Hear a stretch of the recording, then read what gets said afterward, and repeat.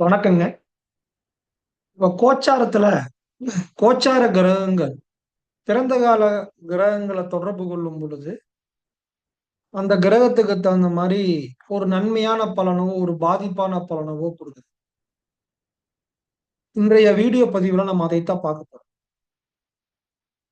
இப்ப ஒரு மாணவர் வந்து ஒரு ஃபேமிலிய கூப்பிட்டு வந்திருந்தாங்க.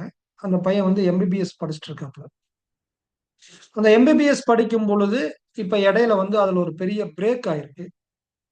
அதனால மீண்டும் அதுலருந்து வெளியில வந்துட்டு நியூவா எழுதி வேற காலேஜ் சேரலாம் அப்படிங்கிறது அந்த மாணவருடைய கொஸ்டின். இப்ப பார்த்தீங்கன்னா, இதெல்லாம் நான் பேசிட்டு இருக்கும் பொழுது, சிம்ம ராசியில வந்து பார்த்தீங்கன்னா, அந்த தம்பிக்கு குருவும் சந்திரனும் இருக்கு. குரு 21 டிகிரி, சந்திரன் வந்து 24 டிகிரில இருந்துச்சு. இப்ப கோச்சார கேது கன்னி ராசியில் இருக்கு. நான் சார்ட்ட பார்த்தோனே என்ன கேட்டேன், கோச்சார கேது கன்னியில 3 டிகிரில இருக்கு.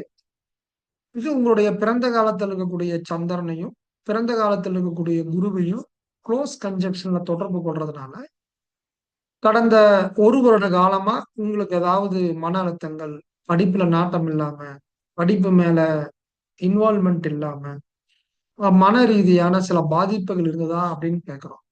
காரணம் 2 ரீசன். ஒண்ணு சந்திரன் நோக்கி கேது போகுது, ஜீவக்கோள நோக்கி கேது போகுது.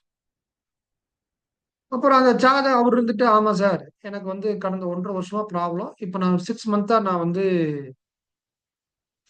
நான் காலேஜ் போறதில்ல. அந்த காலேஜ் மேல எனக்கு விருப்பம் இல்லாம போயிருச்சு. இந்த 1 1/2 வருஷம், 2 வருஷம் போனா பரவால்ல அப்டின்ட்டு நான் மீண்டும் நீ நீட்ட வந்து நியூவா எழுதி வேற ஒரு காலேஜ்ல ஜாயின் பண்ணலான்ட்டு இருக்கேன் அப்டின்னு சொல்றேன். உடனே அவங்க அம்மா சொல்றாங்க, "நானும் சிம்ம ராசி தான். எனக்கு அந்த மாரி சந்திரன் நோக்கி எனக்கும் தானே கேது வரும். நானும் என் மகனும் ஒரே நட்சத்திரம் தான். என்னை மட்டும் ஏன் பாதிக்கல?" அப்டின்னு கேட்கறாங்க.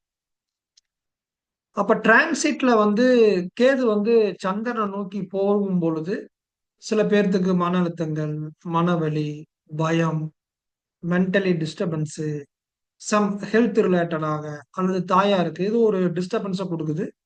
நெறைய பேத்துக்கு கண்ணுல பிரச்சனை தருது. பெண்களா இருந்தாங்கன்னா யூட்ரஸ்ல குடுக்குது. அதே மாரி கண்ணு சம்மந்தப்பட்ட தொந்தரவுகள். அவங்க ஏதாவது ஃபாரின் வெளி மாநிலங்கள் போலான்னு ஒரு புரோகிராம் போட்டாங்கன்னா, அதுல பெரிய பிரேக்கு, இல்ல அங்க போய் அனுபவிக்க முடியாத நிலைகள அது தருது.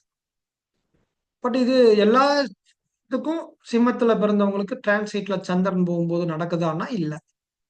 பட் இந்த பையனுடைய ஹாரோஸ்கோப்ல பார்த்தீங்கன்னா, செவ்வா திசை நடந்துட்டு இருக்குது. செவ்வா கும்ப ராசியில் இருக்கு. பிறந்த கால செவ்வா கும்ப ராசியில் இருக்கு. பிறந்த காலத்திலேயே கேது துலா ராசியில் இருக்கு. கன்னியா லக்னம். செவ்வாய் கேது சேர்க்கை. அப்ப அவருக்கு செவ்வாய் கேது சேர்க்கையில செவ்வா திசை நடக்குது. அப்ப அங்கு திசாநாதனுக்கு கேதோட தொடர்பு. இப்ப யார் யாருக்கெல்லாம் நடக்கக்கூடிய திசைக்கோ, நடக்கக்கூடிய புத்திக்கோ பிறந்த காலத்துல கேதுவுடைய காம்பினேஷன் வருதோ, அவங்க அத்தன பேர்த்துக்கும் கோச்சார கேது பிறந்த காலத்துல சந்திரன, ஆணா இருந்தா சுக்கிரன, குருவ, பெண்ணா இருந்தா சுக்கிரன அல்லது லக்னத்த நோக்கி கோச்சார கேது பயணிக்கும் பொழுது. இப்ப வந்து சிம்ம லக்னத்துல பிறக்கிறீங்களா? இப்ப கோச்சார கேது பார்த்தீங்கன்னா, சிம்மத்த நோக்கி டிராவல் பண்றாங்க. அவங்கலாம் பாதிக்கப்படுவாங்க. அல்லது மேச லக்னத்துல பிறக்கிறீங்க, தனுசு லக்னத்துல பிறக்கிறீங்களா? உங்களுக்கெல்லாம் கோச்சார கேது உங்க லக்னத்த வந்து அடுத்து வரக்கூடிய 1 1/2 வருஷம் 2025, 26 வரைக்கும் தொட்டுட்டு இருக்கும். ட்ரையாங்கிள்ல. இப்போ உங்க எல்லாத்துக்குமே கேதோட தொடர்புல ஒரு திசையோ, ஒரு புத்தியோ நடக்கும் பொழுது, நம்மளுக்கு இந்த கேதுனுடைய கோச்சாரங்கள் உங்களுடைய லட்சியங்கள்ல, நீங்க செய்யக்கூடிய தொழில்ல, நீங்க போடுற இன்வெஸ்ட்மென்ட்ல, உங்களுடைய மன ரீதியாக, ஹெல்த் ரீதியாக நெறைய பாதிப்புகள குடுக்கும். அது இருக்கிற பிளேஸ்க்கு தகுந்த மாரி. அப்ப அவங்களுடைய ஹாரோஸ்கோப்ப நான் வாங்கி பார்த்தேன். சொன்னோனே, "சரி சார் என்னன்னு பாருங்க" அப்படின்னு அவங்க சொன்னாங்க. இப்ப அவங்க ஜாதகத்துல வந்து பார்த்தீங்கன்னா, குரு திசை நடந்துட்டு இருந்தது. அந்த குருக்கு சூரியனுடைய தொடர்பு, சுக்கிரனுடைய தொடர்பு இருந்துச்சு. அப்ப உங்களுக்கு நடக்கக்கூடிய திசை வந்து சூரியனையும், சுக்கிரனையும் தொடுறதுனால, உங்களுடைய ஹாரோஸ்கோப் பிரகாரம் எந்த விதமான பாதிப்புகளும் இல்ல. கேதுவோட தொடர்பு திசாநாதனுக்கு இல்லாதனால, உங்களை பெருசா அஃபெக்ட் பண்ணாது. இருக்கும் ஒரு 5% 10% வரக்கூடிய பிரச்சனைய எதிர்கொள்ளக்கூடிய கெப்பாசிட்டி உங்க திசாநாதனுக்கு இருக்கிறதுனால நல்லா புரிஞ்சுக்கங்க.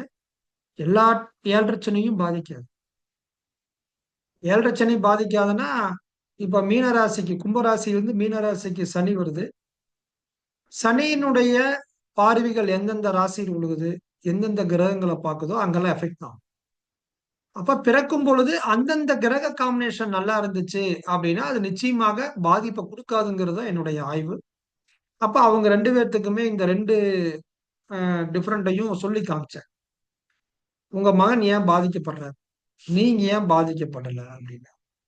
இதே மாரி பல்வேறு கோச்சாரங்கள் சில பேர்த்துக்கு நல்லதாகவும், சில பேர்த்துக்கு பாதிப்பாவும் இருக்கும்.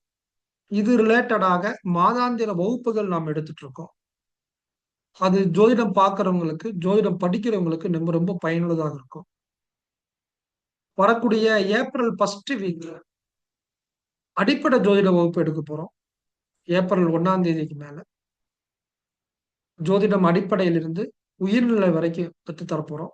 ஜோதிடத்து மேல ஆர்வமா இருக்கிறவங்க, ஜோதிடம் படிக்கணும்னு நினைக்கிறவங்க, ஜோதிடம் கொஞ்சம் கொஞ்சம் தெரிஞ்சவங்க, இந்த வகுப்புல நீங்க கலந்து கொள்ளலாம். உங்களுக்கு ரொம்ப பயனுள்ளதா இருக்கும். இந்த வீடியோல நான் சொன்ன கருத்துக்கள பற்றி உங்களுடைய எண்ணங்கள், உங்களுடைய தகவல்கள கீழ கமெண்ட் பாக்ஸ்ல பதிவிடுங்க. வணக்கம்.